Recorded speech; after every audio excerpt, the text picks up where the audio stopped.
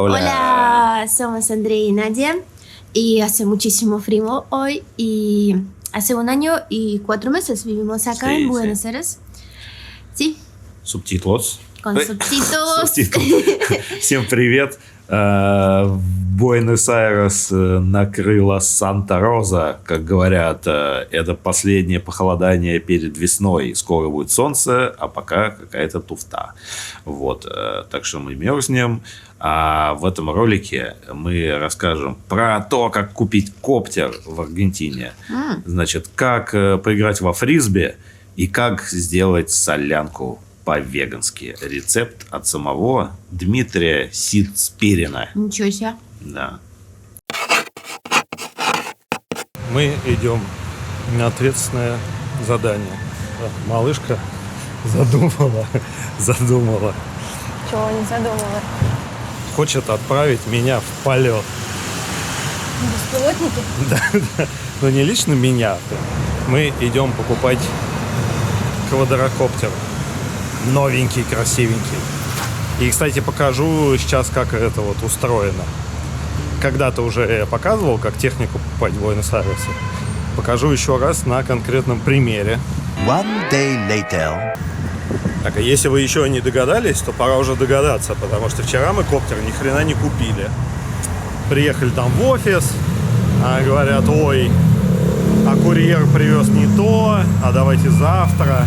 Сейчас мы идем покупать коптер в новое место и посмотрим, как пройдет. Сейчас расскажем. Все как обещали. Теперь должна быть распаковочка. Выглядит это обычно вот так.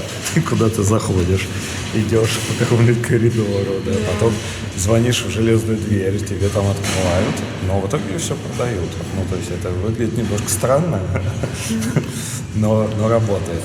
Поздравляю, малышки. Спасибо. Поздравляю сладкого своего пупсика. Друзья, сегодня в нашем кулинарном клубе Осадова Виталика я представляю блюдо, которому я научился во время пандемии коронавируса. Да.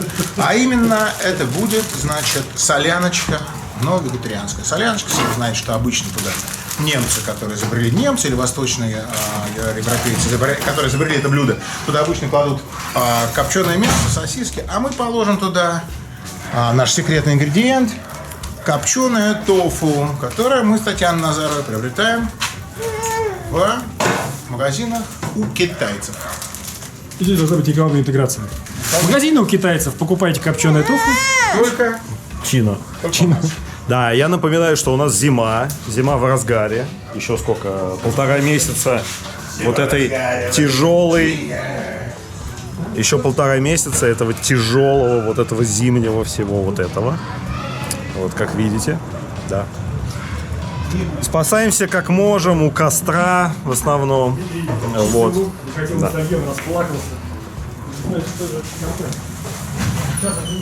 Ну что ж, дорогие друзья, а мы продолжаем готовить вегетарианский, веганский получается, веганский вариант немецкой соляночки. Сейчас, как вы видите, я препарирую, не боюсь этого слова, капусту. Капуста в Аргентине белокочанная точно такая же, как в наших с вами широтах, абсолютно ничем не отличается. Казалось бы, да? Да, но все-таки чуть-чуть отличается. Она здесь какая-то очень дико звонкая. Вот ты режешь прям, и она хрустит. Хруст идет. Очень характерный. А вот сочные здесь овощи и фрукты.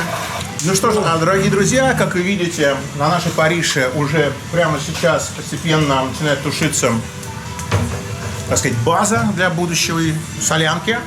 Вот. Но солянка наша не может обойтись без одного секретного ингредиента. Это первый раз, когда я в Буэнос-Айресе, здесь в Аргентине, купил пиво Гиннес. А до этого меня очень сильно смущало пиво Гиннес, потому что я один раз его пил в баре, и это максимально было похоже на все, что угодно, но не на напиток, который называется таким благородным словом. Почему меня смущали банки, которые продаются здесь в магазинах? Потому что каждый из вас, кто знает что такое Гиннес и как он делается, как он продается, знаешь, что если настоящий родной Гиннес поболтает, то слышно азотный шарик, который там болтается, который взрывается, как когда ты открываешь банку Гиннеса. Или что-то там с ним такое происходит. Здесь ничего не слышно, поэтому я считаю, что лучшее применение для банки местного Гиннеса это будет потушить на нем наше сегодняшнее блюдо дня. Когда потрясти банку Гиннесса, слышно прям стон ирландца.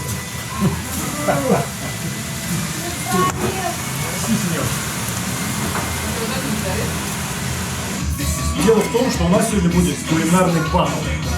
Кто не знает значение слова кулинарный, я сейчас объясню. Батл значит битва. Поэтому у нас сегодня будет в передаче два блюда.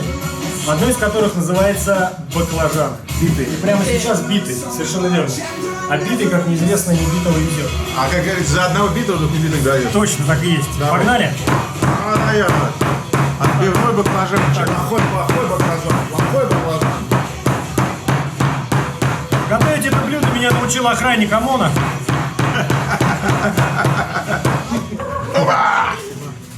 Ну, что, готово? Готово. Так, а теперь у нас что на подходе? Слушай, нужно будет обрезать. Потому что, смотри, у нас баклажаны фаршированные вкусняшкой, фаршем. Баклажаны фаршированные фаршем. Но тоже все вегетарианское. Конечно, у нас сегодня все вегетарианское. У нас новая игра. Главный приз 1 миллион орехов. Тот, кто угадает все ингредиенты, которые находятся внутри, Охренеть. получит 1 миллион орехов. Сегодняшнего дня начинаем такую игру? Разумеется. Скрипт. Ну, с Антелем его показал обменник. О, блядь, я снова не принес фокус.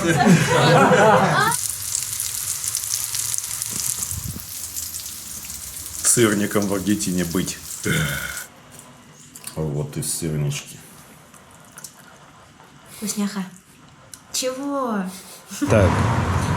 Вот она, влогерская жизнь. Самое забавное, когда тебя люди комментируют регулярно, уже запоминаешь этого комментатора, а потом он раз и в Аргентине. Привет. Да, вот так тоже бывает. Поэтому не стесняйтесь, пишите. Мы люди открытые. Вот. Да, с Андреем было очень приятно встретиться. Вообще, Взаимно. Да. Так. Ну что? Настало время. Час Икс. Ну что, запускаем?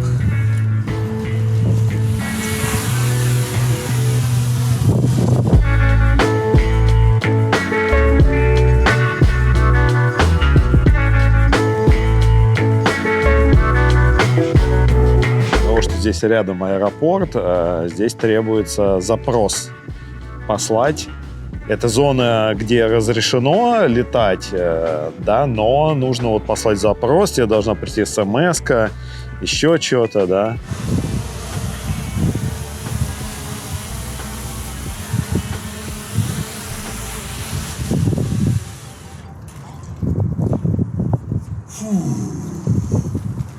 Тут еще прикол в Буэнос-Айресе запускать, ветрила.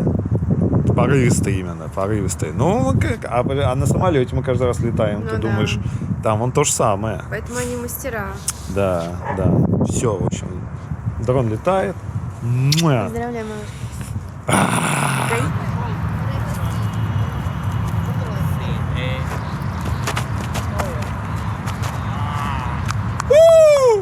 Ну что, мы тут собрались на интернациональную тусовку. Смотрите. Англоговорящий, испаноговорящий и чугун. Все в сборе. И по-инглиш, и English-Spanish. С чугуном. Все есть. Сегодня тусовка посвящена фрисби. Середина зимы, что там уже, последний месяц, и вот такая погода. Градусов 18 мне на часах. Да.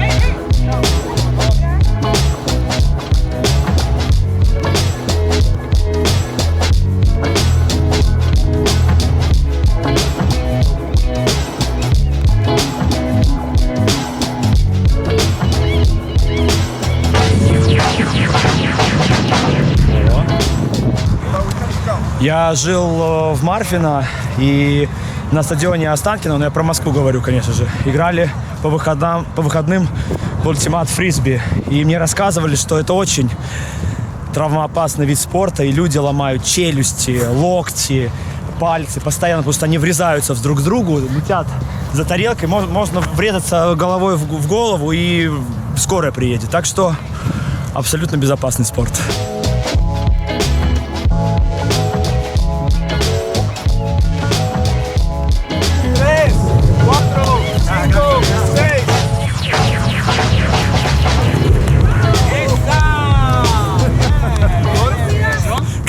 Кажется, они очень быстро проиграли.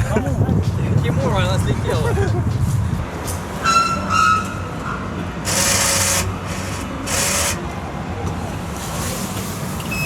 Так, отпечаток будет. Оп.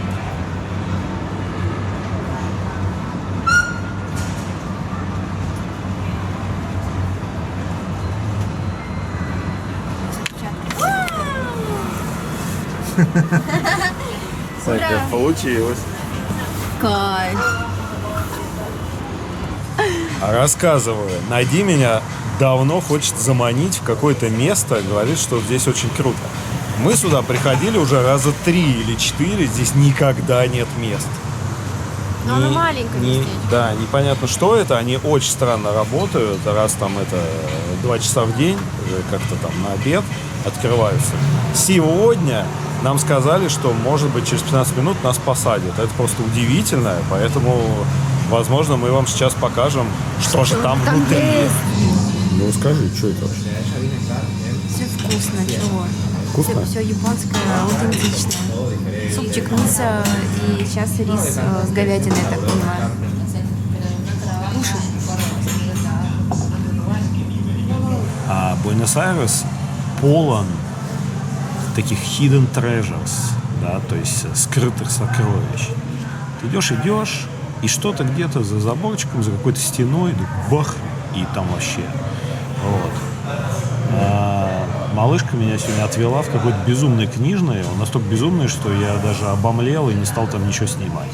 Ну, мы сейчас вернемся. Ну, потом покажем, да. А вот еще место, например, под названием Т. Здесь интересно, потому что здесь кофейня, совмещенная с каким-то мебельным производством, видимо. То есть они делают всякие стулья. Ну, здесь офис такой, демо-зал. Вот. И тут вот они вот это пространство переделали.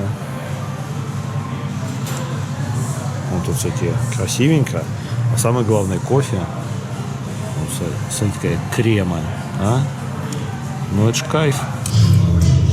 Ну что? А что это я без пива-то? Вот теперь с пивом. Дискотека в самом разгаре. Покажем вам пульт. Вот видите? Все нормально. Ты посмотри танцующих, покажи танцующих людей. Просто там столько народу, даже показывать не буду.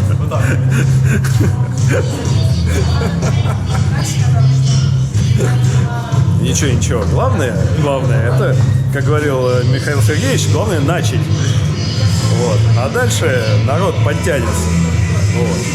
Мы это уже проходили. Пройдем еще раз теперь. Я опять в эфире у Андрея. Соскучились? Я не вижу ваших рук.